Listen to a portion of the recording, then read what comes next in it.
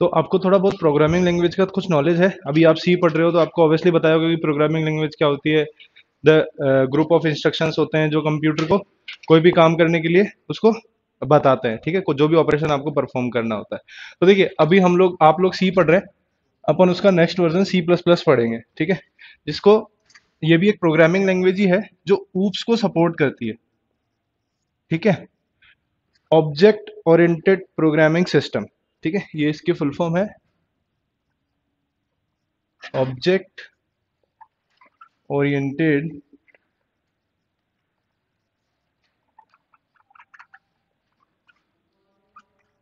Programming system, ठीक है, इसे सपोर्ट करती है उप्स, ठीक है, उप्स को सपोर्ट करती है।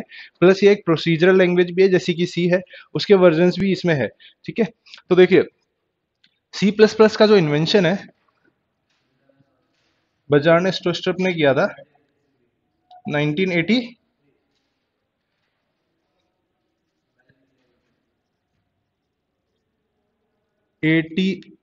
एंड टी बेल लेबोरेटरी, ठीक है,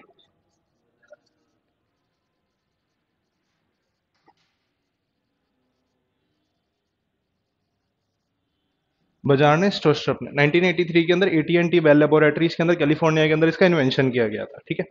तो जैसा सी काम करता है वैसा ही similar C plus plus language है जो software the code of the group of codes वगैरह बनाने का काम करता है, जो कंप्यूटर को इंस्ट्रक्शंस देने का काम करते हैं किसी ना किसी पर्टिकुलर टास्क को परफॉर्म करने के लिए, ठीक है। अब इसके अंदर भी वही सब सिमिलर चीजें हैं, वही सब कीवर्ड्स हैं, वही सब आइडेंटिफायर्स है, वही सब टोकन्स है, ऑपरेटर्स है, जो भी इसके टाइप्स होते हैं जिसकी हेल्प से हम प्रोग्राम बनाते हैं, ठीक है।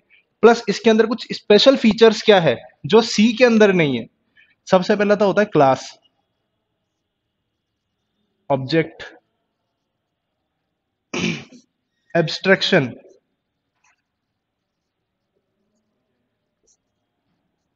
पॉलीमॉर्फिज्म, इनहेरिटेंस, और कोई फंक्शंस, और और कुछ वो सब, हाँ कंस्ट्रक्टर डिस्ट्रक्टर वो इसमें आ गया है।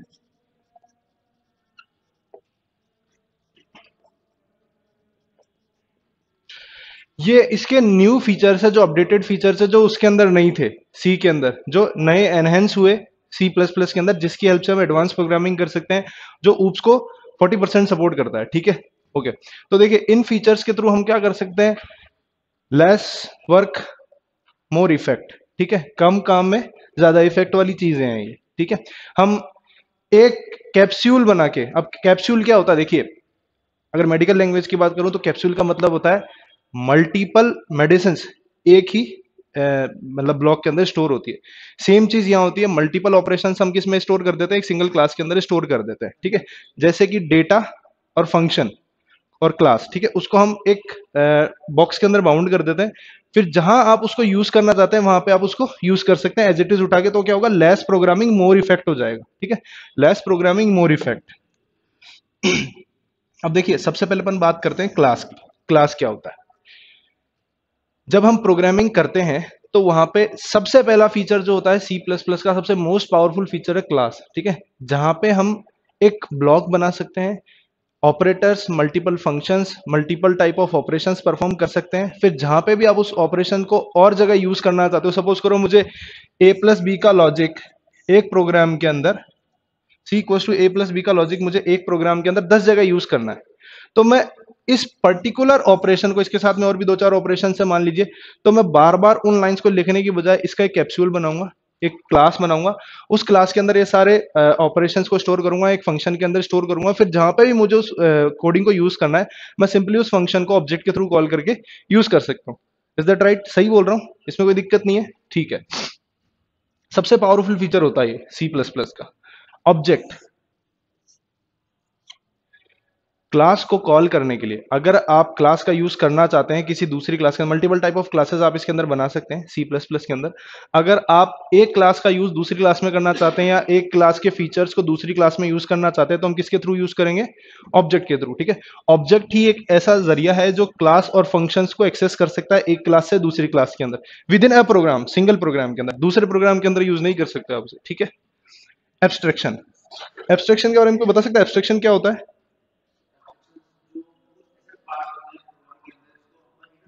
हिडन पार्ट्स होते हैं, बिहाइंड द सीन जो इफेक्टिवनेस जो आती है प्रोग्रामिंग के अंदर कि वो कैसे काम करता है, उस डेटा को हाइड करने का जो काम होता है वो डेटा एब्स्ट्रैक्शन होता है। ठीक है, डेटा एब्स्ट्रैक्शन के थ्रू किया जाता है।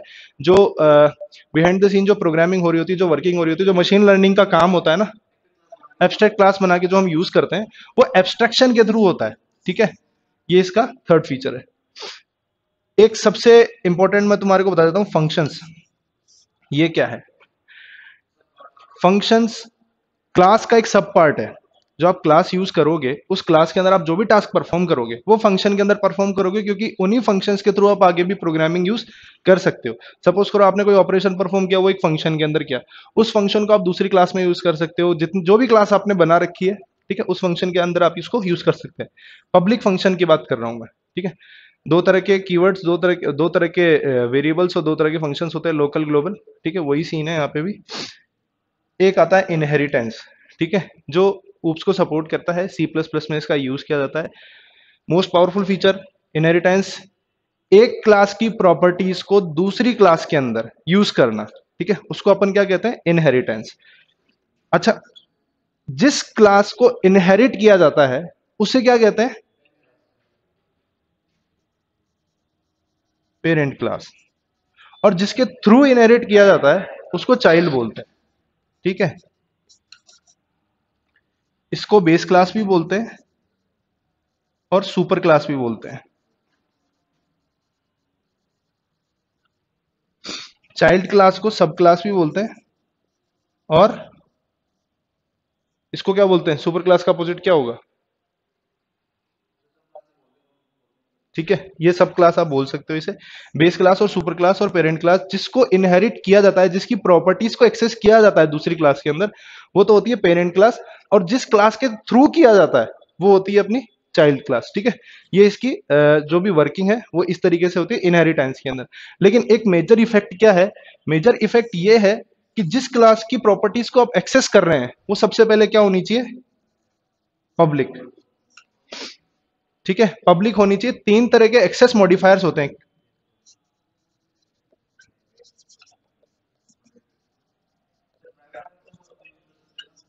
प्राइवेट को आप यूज नहीं कर सकते। फ्रेंड फंक्शन बना के यूज कर सकते हो। नॉर्मल बेस में अगर मैं बात करूं, अगर हाँ, नॉर्मल बेस में अगर मैं बात करूं, अगर आप किसी क्लास या किसी फंक्शन, कोई भी दूसरी क्लास की प्रॉपर्टी या उस क्लास को अगर आप किसी सेकंड क्लास के अंदर, चाइल्ड क्लास के अंदर यूज करना चाह रहे हैं, तो सबसे पहले वो क्या होनी चाहिए?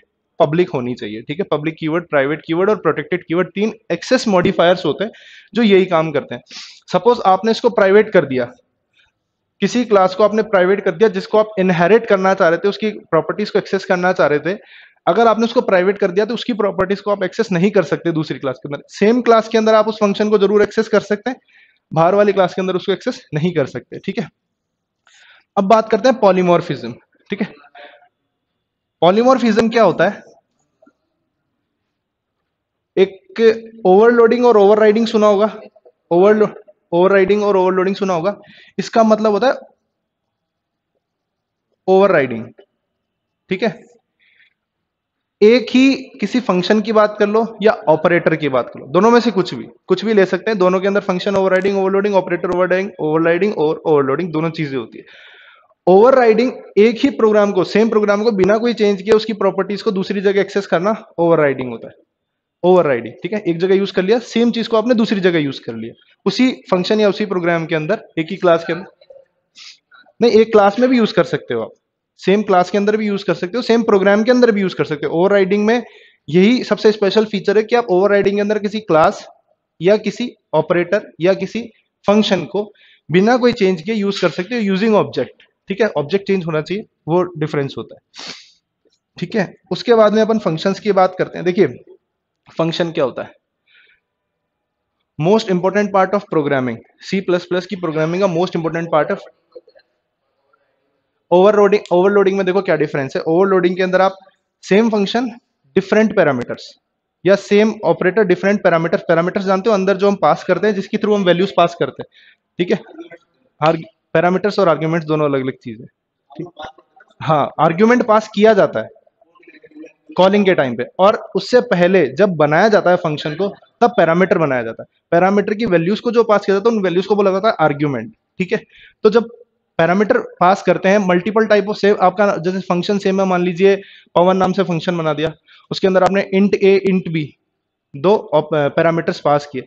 नेक्स्ट टाइम पे आपने वापस पवन फंक्शन बना दिया, इंट ए इंट बी इंट सी, तीन पैरामीटर्स पास कर दिए। तो फंक्शन का नेम सेम है बट उसके पैरामीटर्स डिफरेंट है, ठीक है। या तो पैरामीटर्स की क्वांटिटी डिफरेंट हो सकती है, पैरामीटर्स का डेटा टाइप डिफरेंट हो सकता है, दोनों में से कुछ भी। तो वहां पे आएगा आपका ऑपरेटर ओवरलोडिंग। ओवरराइडिंग कहाँ आता है, जहां पे पैरामीटर्स भी सेम होंगे और आपके ऑपरेट फंक्शन का नाम भी सेम होगा, ठीक है। वहां पे ऑपरेटर वहां पे फंक्शन ओवरराइडिंग काम करती है। अब फंक्शंस की बात करते हैं। देखिए जो एनकैप्सुलेशन की मैंने बात की थी ना, उसका एक पार्ट है फंक्शन, बहुत छोटा सा एक पार्ट होता है। क्लास के अंदर हम डेटा और फंक्शन दो तरह की चीजें डालते हैं, ठीक है। फंक्शंस क्या होते हैं, फंक्शन के अंदर हम एक पर्टिकुलर टास्क परफॉर्म करते हैं, उस फंक्शन का नाम उसके थ्रू दे देते हैं। सपोज करो मेरे को ए सम नाम से फंक्शन बनाना है, ठीक है। उसके अंदर मैंने एक कोडिंग कर दी, C equals to A plus B, कुछ भी टास्क परफॉर्म कर दिया, ठीक है। अब मुझे अगर इसको यूज करना है तो मैं सिंपली इस फंक्शन का यूज कर सकता हूँ, फंक्शन ऑपरेट ऑब्जेक्ट के थ्रू कॉल करके इस फंक्शन को यूज कर सकता हूँ, ठीक है। तो एनकैप्सुलेशन का एक पार्ट है। अब इसके अंदर दो तरह की चीजें होती है, फंक्शन दो तरह के होते हैं, प्री डिफाइन और यूजर डिफाइन, ठीक है। अब देखिए प्री डिफाइन और यूजर डिफाइन क्या होता है। सी प्लस प्लस या कोई भी प्रोग्रामिंग लैंग्वेज की अगर मैं बात करता हूँ, उसके अंदर उसकी एक रिच लाइब्रेरी होती है, अपनी एक लाइब्रेरी होती है जिसके अकॉर्डिंग ही वो काम करता है। उस लाइब्रेरी के अकॉर्डिंग ही वो काम करता है, उस लाइब्रेरी के कीवर्ड्स को, उस लाइब्रेरी के फीचर्स को यूज करता है, उससे बाहर नहीं जाता है। तो उस लाइब्रेरी के अंदर कुछ प्री डिफाइंड फंक्शंस होते हैं जो पहले से बने हुए होते हैं, ठीक है। उनको डिफाइन करने की जरूरत नहीं होती है, वो तो होते हैं प्री डिफाइंड।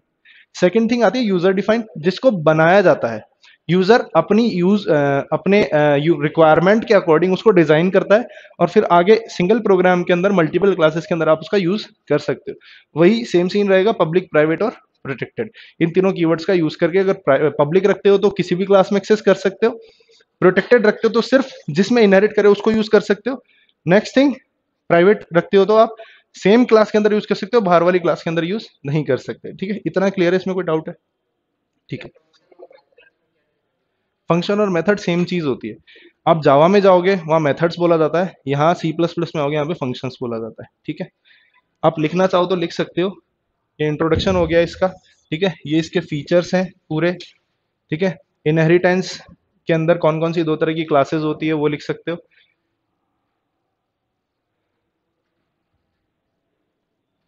अच्छा, कितने बीसीए और एमसीए करके हैं? अच्छा, कहाँ से किया है बीसीए एमसीए? जेएनयू से, अच्छा। और बीटेक? ओहो। और इसके अलावा क्या बोलते हैं उसको, अ, एक ऐसा कुछ कोर्स था, मैं भूल गया। नहीं नहीं नहीं नहीं, बी तो बीएड को ही, उसको बीटेक को ही वो बोला जाता है शायद, बी तो। नहीं नहीं नहीं, अरे नहीं, अभी जो जिसका वो चल रहा है ना थोड़ा कि भाई ये पीजीडीसीए या ऐसा कुछ बोलते हैं, है ना, पीजीडीसीए है ना, हाँ वही। तो वो वैसा कोई है क्या पीजीडीसीए? नहीं है? क्योंकि मैं क्लास लेके आया था एक, तो वहाँ पे बहुत बच्चे थे पीजीडीसीए।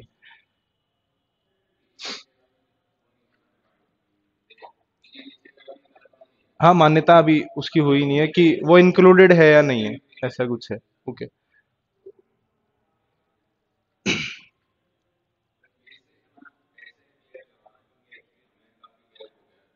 मैं समझता हूँ इस बात को, मेरे से अच्छा कोई नहीं जानता।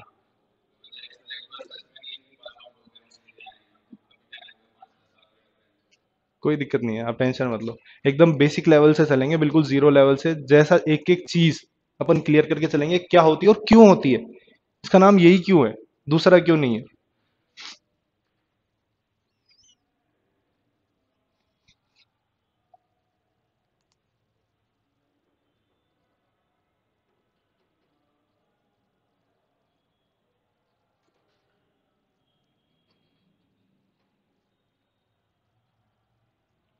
हो गया, देख लिया।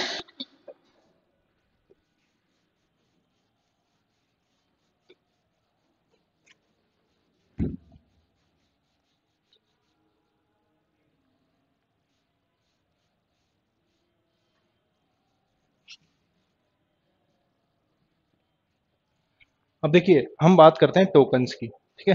देखिए टोकन्स क्या होते हैं सी प्लस प्लस के अंदर। देखिए प्रोग्रामिंग करने के लिए हमको सेवरल थिंग्स की जरूरत पड़ती है। ऑपरेटर्स हो गए, कीवर्ड्स हो गए, वेरिएबल्स हो गए, आइडेंटिफायर्स हो गए। आइडेंटिफायर्स, वेरिएबल्स को आइडेंटिफायर्स बोला जाता है, ठीक है। तो जो बेसिक थिंग्स है वो ये है, इनकी जरूरत पड़ती है अपने को, ठीक है। तो पहले इनके बारे में देख लेते हैं। सबसे पहले तो identifier, second thing operator, keywords और कांस्टेंट, कॉन्स्ट्रेंट्स, कमेंट्स। मोस्ट पास थिंग यही होती है, स्ट्रिंग टाइप होता है। सबसे पहले अपन आइडेंटिफायर की बात करते हैं, ठीक है। अगर कभी आपने प्रोग्रामिंग की है तो वहां पे वेरिएबल नाम का एक चीज होती है, वेरिएबल्स, है ना। किसी भी वैल्यू के अंदर किसी डेटा को स्टोर करने के लिए जो थिंग वहां क्रिएट की जाती है प्रोग्रामिंग के अंदर, जिसका एक सेवरल डेटा टाइप होता है, ठीक है। एक सेवरल डेटा टाइप होता है, उसको बोलते हैं हम वेरिएबल। डेटा टाइप की हेल्प से हम एक थिंग क्रिएट करते हैं जिसके अंदर हम सिमिलर टाइप का डेटा स्टोर करते हैं जैसा आप डेटा टाइप लेते हो। सपोज करो न्यूमेरिक वैल्यू स्टोर करनी है आपको, किसी थिंग के अंदर न्यूमेरिक वैल्यू स्टोर करनी है, तो आप किस तरह का डेटा टाइप बनाओगे? इंटीजर या फ्लोट, ठीक है। वो अलग चीज है, लॉन्ग और डबल अलग चीज है, ठीक है। लॉन्ग इसका पार्ट है, डबल इसका पार्ट है, ठीक है। मतलब कि इंटीजर की जो कैपेसिटी है उससे आगे आपको अगर यूज करना है नंबर को तो आप लॉन्ग यूज करते हो, फ्लोट की कैपेसिटी से ज्यादा यूज करना है तो आप डबल यूज करते हो। Is that right? सही है, ठीक है। तो किसी वेरिएबल के, किसी थिंग के अंदर हमको कोई डेटा स्टोर करना है, उस थिंग को हम बोलते हैं वेरिएबल, ठीक है। आइडेंटिफायर्स जो इसकी कैटेगरी में आते हैं। अब देखिए आइडेंटिफायर क्रिएट करने के कुछ रूल्स होते हैं। जैसे हमारा नाम है, हमारा नाम 132 133 तो है नहीं, ठीक है, कैरेक्टर्स के अंदर रखे जाते हैं। सेम ऐसे आइडेंटिफायर्स को भी उसकी प्री डिफाइंड कुछ लॉजिक्स होते हैं, प्री डिफाइंड कुछ रूल्स है, उसके अकॉर्डिंग उसको डिजाइन किया जाता है, ठीक है। सबसे पहला है नेम स्टार्ट्स विथ अंडरस्कोर और एनी अल्फाबेट, ठीक है। जो आइडेंटिफायर का नाम होगा, चाहे वो फंक्शन हो चाहे वो वेरिएबल हो, यूजर डिफाइंड फंक्शन हो चाहे वो वेरिएबल हो, दोनों में से कुछ भी हो, उसका नाम या तो अंडरस्कोर से स्टार्ट होगा या फिर किसी ना किसी अल्फाबेट से स्टार्ट होगा। वो कैपिटल हो सकता है, स्मॉल हो सकता है, ठीक है। हाँ एक चीज और, केस सेंसिटिव, ये भी एक टर्म है इसके अंदर। अगर आप कोई वेरिएबल बना रहे हो, सपोज करो मैंने इंट टाइप का वेरिएबल बनाया ए, है ना, तो ये इस ए से डिफरेंट होगा, कैपिटल ए से डिफरेंट होगा। अगर आपने स्मॉल ए लिया है तो आगे भी आपको स्मॉल ए यूज करना पड़ेगा। अगर आप कैपिटल ए यूज करते हो तो अनडिफाइंड बताएगा, अनडिफाइंड, ठीक है ना। वेरिएबल अनडिफाइंड या आइडेंटिफायर अनडिफाइंड ऐसी एरर आती है, वो दिखाएगा। तो ये केस सेंसिटिव होता है, सबसे पहली चीज। दूसरी चीज, no white spaces use in it. White spaces use नहीं होते हैं। व्हाइट स्पेसेस जानते होंगे, स्पेस जो अपन यूज करते हैं वो यहाँ पे यूज नहीं होते हैं। सपोज करो मुझे रोल नंबर नाम से बनाना है, ROLLNO, इस तरीके से नहीं बना सकता। बीच में आप अंडरस्कोर यूज कर सकते हो, ठीक है, डैश यूज कर सकते हो, या फिर कोई स्पेशल कैरेक्टर आप यूज कर सकते हो, जो भी है, ठीक है, वो यूज कर सकते हो। बट हाँ बीच में व्हाइट स्पेसेस नहीं आएंगे, ठीक है। ये दो मेन और बेसिक रूल्स है किसी भी आइडेंटिफायर को क्रिएट करने के, ठीक है, ओके। अब बात करते हैं अपन ऑपरेटर्स की। अब प्रोग्रामिंग बना रहे हैं तो सीधी सी बात है उसमें कुछ लॉजिक्स भी लगाएंगे, ठीक है ना। उसके कुछ तरीके होंगे लिखने के, बहुत सारी चीजें होती है।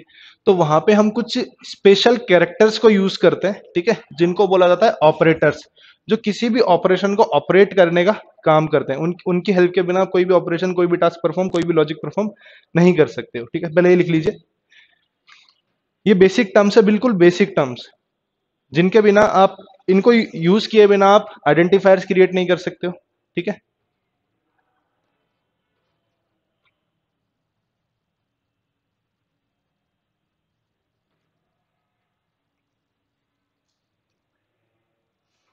हो गया, ठीक है।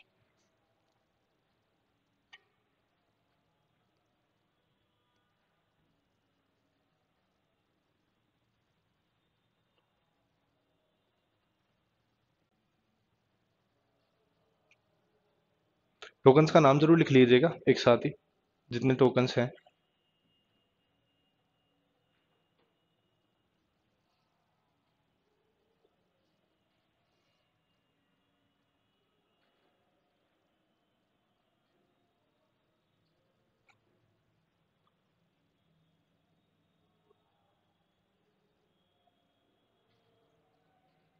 हो गया, रब कर दूं।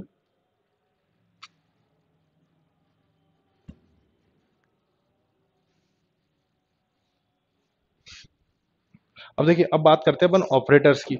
किसी भी टास्क को, किसी भी अर्थमेटिक एक्सप्रेशन बोल लो या लॉजिकल एक्सप्रेशन बोल लो, उसको परफॉर्म करने के लिए अपने ऑपरेटर्स की जरूरत पड़ती है, ठीक है ना। ऑपरेटर्स क्या हेल्प करते हैं टू परफॉर्म एनी अर्थमेटिक कह लो या लॉजिकल कह लो,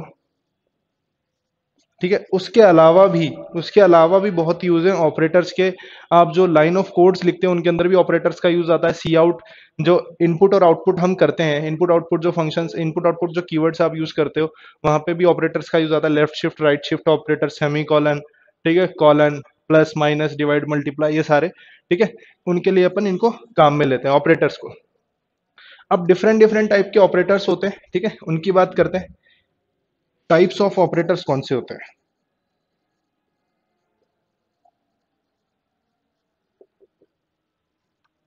पहला आता है अर्थमेटिक, ठीक है। अब देखिए, अर्थमेटिक नाम से पता चल रहा है कि अर्थमेटिक ऑपरेटर का क्या मतलब है। जिसके अंदर आप अर्थमेट, जिसके यूज के थ्रू आप क्या करोगे, अर्थमेटिक ऑपरेशंस परफॉर्म करोगे। जैसे कि सिंपल है, plus minus multiply divide modulus, ठीक है, एक्सपोनेंट बोल लो, ठीक है। ये सारे हम यूज करते हैं, ये सारे हम यूज करते हैं अर्थमेटिक के अंदर। कोई भी अर्थमेटिक ऑपरेशन आपको परफॉर्म करना हो, जैसे मैंने बताया था ए प्लस बी, तो वहां पे मैं बीच में ऑपरेटर्स यूज कर रहा था। अच्छा, मुझे ये बताओ, ए प्लस बी, अगर ये ऑपरेटर है तो बाकी ये दो चीज क्या है? ऑपरेंड्स, ठीक है, ये चीज ध्यान रखना। ऑपरेटर्स के, अब देखो, यूनरी और बाइनरी दो तरह के ऑपरेटर होते हैं, वहां पे सिंगल ऑपरेंट और मल्टीपल ऑपरेंट्स का डिफरेंस रहता है, ठीक है, वो अपन आगे डिस्कस करेंगे। सेकंड थिंग आता है लॉजिकल। लॉजिकल ऑपरेटर्स कौन से होते हैं? एंड और नॉट, जो आपने बीसीए में फिजिक्स में पढ़े होंगे या बीटेक के अंदर फिजिक्स के अंदर पढ़े होंगे। एंड और नॉट जो फिजिक्स में भी होते हैं, अपने यहाँ भी होते हैं, ठीक है। तो एंड, क्या सर? हाँ, फ्लो डिवीजन होता है ना सर इसमें। फ्लो डिवीजन इसमें ही होता है सर। फ्लो डिवीजन और एक्सपोनेंट दोनों इसी के अंदर होते हैं। पाइथन में भी होता है, यहाँ पे भी इसका फीचर है। फ्लो डिवीजन आप यूज कर सकते हो, जिसमें आप पॉइंट्स वगैरह की जो भी वैल्यूज आती है, डायरेक्ट जो वैल्यू है वो निकाल सकते हो, ठीक है। तो लॉजिकल ऑपरेटर्स का हम यूज करते हैं। लॉजिकल ऑपरेटर्स कैसे काम करते हैं? जब मल्टीपल कंडीशंस आप लगाते हो, किसी एक जगह पे मल्टीपल कंडीशंस लगाते हो, तो बीच में ये वाले ऑपरेटर्स का हम यूज करते हैं। अब इनका यूज क्या है? एंड का यूज क्या होता है? जब आप दो सिचुएशंस यूज कर रहे हो तो सिंपल थिंग आपको पता भी होगा, एक पुराना तरीका है बहुत, उसके थ्रू बता देता हूं। इनपुट वन, इनपुट टू, उसके बाद में आउटपुट आ जाता है, ठीक है। अब सपोज करो, वही T T F F, T F T F, ठीक है, नॉर्मल थिंग बता रहा हूं। अगर दोनों कंडीशंस ट्रू है, आपने जो इफ पढ़ा होगा उसके अंदर आप जो कंडीशंस कंडीशंस लगाते हो, मल्टीपल टाइप ऑफ कंडीशंस लगाते हो, तो एंड की बात करता हूं, ठीक है। अगर दोनों कंडीशंस ट्रू है तो उसका आउटपुट भी ट्रू ही आएगा। अदरवाइज एक भी फॉल्स हो गई तो फॉल्स, एक भी फॉल्स हो गई तो फॉल्स।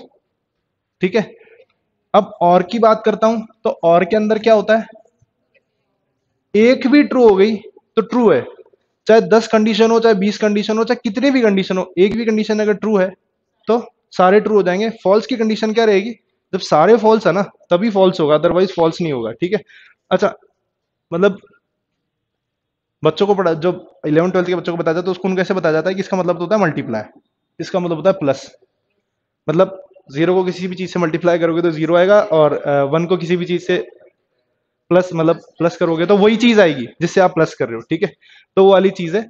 और के अंदर भी यही होता है, दो सिचुएशंस होती है, टीएफ। ठीक है, यहाँ पे भी ट्रू है, यहाँ पे भी ट्रू है, यहाँ पे फॉल्स है, यहाँ पे ट्रू है। ठीक है, ये बेसिक टर्म रहती है। और की नॉट की क्या रहती है, ये थोड़ा सा उल्टी खोपड़ी का होता है, जो फॉल्स है वो ट्रू, जो ट्रू है वो फॉल्स, जो फॉल्स है वो ट्रू। अगर आपकी कंडीशन ट्रू है तो उसका उल्टा काम करेगा। ठीक है, सीधी सी बात है।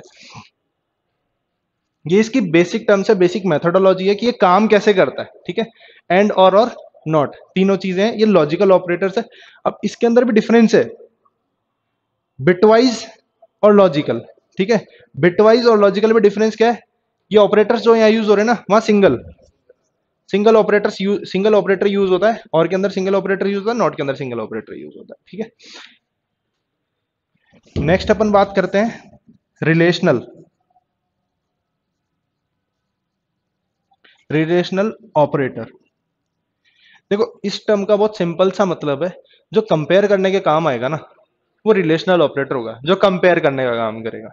जैसे कि less than, greater than, less than equals to, greater than equals to, equals to, not equals to, यही होता है जहां तक मुझे पता है। तो इनका काम क्या है, कंपेयर कराने का काम है। जब दो या दो से ज्यादा वेरिएबल्स का आप जब यूज करते हो तो वहां पे ये चीजें काम में आती है। ठीक है, जैसे ए ग्रेटर देन बी कर लो, ए लेस देन बी कर लो, जब आप लार्जेस्ट नंबर फाइंड करते हो किसी प्रोग्राम के अंदर, हम प्रोग्रामिंग करते हैं तो कोई ना कोई लॉजिक लगाते हैं, लॉजिक के अकॉर्डिंग ये लोग, ये ऑपरेटर्स क्या है, काम करते हैं। जैसे कि आपको लार्जेस्ट नंबर फाइंड करना है, दो वेरिएबल ले लिए आपने, दो वेरिएबल ले लिए ए और बी, इंट टाइप के। ठीक है, इसके अंदर 10 दे दिया, इसके अंदर 20 दे दिया, नॉर्मल चीज समझा रहा हूं, दो वेरिएबल बनाए आपने, उसके अंदर आपने कुछ वैल्यूज डाली 10 और 20। अब मैं इसको कंपेयर कराना चाह रहा हूं, if A greater than B, compare कराना चाह रहा हूं, ट्रू होगी तो इफ का पार्ट चल जाएगा, अदरवाइज दूसरी ग्रुप के अंदर चला जाएगा, एल्स लगा रखा तो एल्स में चला जाएगा, अदरवाइज ब्लैंक स्क्रीन आएगी। यही होता है, सिंपल मेथोडोलॉजी यही कहती है। तो ये ऑपरेटर काम क्या कर रहा है, कंपेयर कराने का काम कर रहा है। भाई ग्रेटर देन है, कंडीशन ट्रू है तो ब्लॉक चल जाएगा, अदरवाइज एग्जिट हो जाएगा। ठीक है, या फिर दूसरा ब्लॉक अगर आपने नीचे क्रिएट कर रखा है उसका अल्टरनेट, तो वहां पे चला जाएगा। यही काम होता है इसका। ठीक है, तो ये चीजें ये काम करती है कंपैरिजन का। दूसरी चीज आती है असाइनमेंट। असाइनमेंट ऑपरेटर्स कौन से होते हैं, equals to, plus equals to, minus equals to, multiply equals to, divide equals to, modulus equals to. ठीक है, यही होता है। इक्वल्स टू ले लो, कैसे याद कैसे करना है, इक्वल्स टू ले लिया, उसके आगे सारे अर्थमेटिक ऑपरेटर्स लगा दो। ठीक है, plus minus multiply divide modulus, पांचों लगा दिए, ये असाइनमेंट है। अच्छा, असाइनमेंट ऑपरेटर्स का यूज पता है कभी किया हो, है ना, जैसे ये यूज कर, जैसे ये रहा असाइनमेंट, वैल्यू असाइन करने का काम कर रहा है ना, ए इक्वल्स टू 10। अब एक सिंपल चीज बताओ, A plus equals to 10, A equals to 5 है, ए की वैल्यू मैंने 5 ले रखी, int A equals to 5, A plus equals to 10 का मतलब क्या हो जाएगा, 15 हो जाएगा। पता है कैसे, इनडायरेक्टली ये कहना चाह रहा है, ये कहना चाह रहा है, ए प्लस इक्वल्स टू 10 जो है वो ये चीज कहना चाह रहा है कि ए के अंदर 10 की वैल्यू ऐड करके अपन ने वापस ए के अंदर स्टोर करके जो अपडेटेड वैल्यू आएगी ए की, वो आएगी आपकी 15। ठीक है, इस तरीके से असाइनमेंट ऑपरेटर्स काम करते हैं। नॉर्मल इक्वल्स टू जो होता है value right to left assign करने का काम करता है। बाकी जो ऑपरेटर्स है अपने ऑपरेटर के अकॉर्डिंग ऑपरेशन परफॉर्म करके वैल्यू को असाइन करने का काम करते हैं। ठीक है, उसके बाद में आता है बिटवाइज, एंड, और नॉट। बिटवाइज एंड, बिटवाइज और बिटवाइज नॉट अपन यूज करते हैं। बेसिक टर्म यही कहती है कि ये तीन जो है, मोस्टली ये तीन ही होते हैं, एंड और नॉट। एक चीज और आपकी आती है स्पेशल ऑपरेटर्स, जिसके अंदर सारे आ जाते हैं, ठीक है। जो भी आप semicolon, at the rate, dot, comma, जो भी आप यूज करते हो वो स्पेशल के अंदर आ जाते हैं, ठीक है। हैश हो गया, और उसके अलावा डॉट हो गया, कॉमा हो गया, सेमीकोलन हो गया, जितने भी हैं वो सारे इसके अंदर आ जाते हैं। तो ये अपने पास में ऑपरेटर्स आ गए, जिनकी हेल्प से आप क्या करते हो, कोई भी ऑपरेशन परफॉर्म करते हो, किसी भी टास्क को परफॉर्म करते हो। ये ऑपरेटर्स की बात हो गई। लिख लिया? लिख लीजिए एक बार।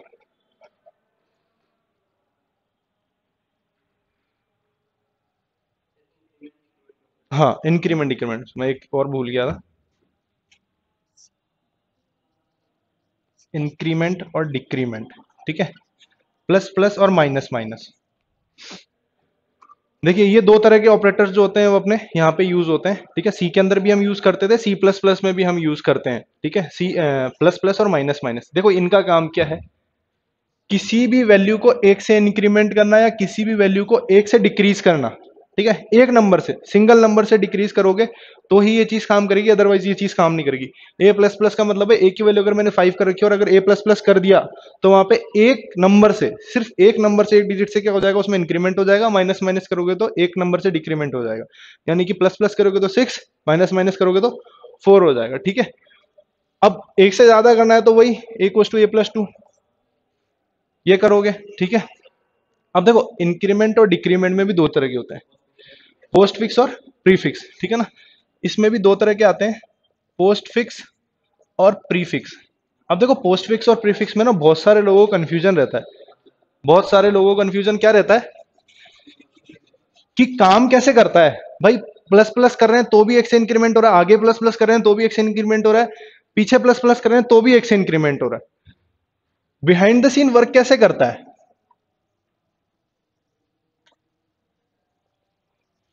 देखो, काम कैसे करता है, अगर ए की वैल्यू अपन ने 5 ले रखी है ना, ए की वैल्यू अगर अपन ने 5 ले रखी है, तो पहले वैल्यू आएगी, उसके बाद उसमें इंक्रीमेंट होगा, उसके बाद वो स्टेटमेंट चलाएगा, ठीक है।